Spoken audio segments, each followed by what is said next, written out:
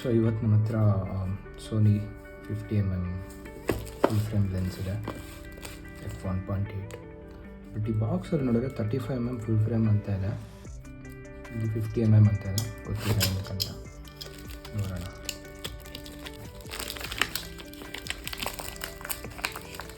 ಅದರಲ್ಲೂ ಬಾಕ್ಸ್ ಬೇರೆ ಡ್ಯಾಮೇಜ್ ಆಗಿದೆ, ಇದು ನೋಡ್ಬೋದು.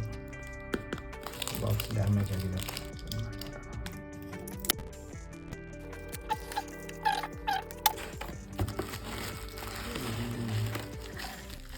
ಬಾಕ್ಸ್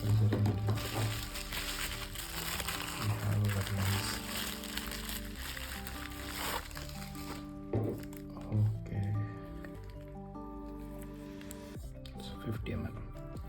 ಸೊ ಲೆನ್ಸ್ ಜೊತೆ ನಮಗೆ ಲೆನ್ಸ್ ಹುಡ್ ಕೂಡ ಸಿಗುತ್ತೆ.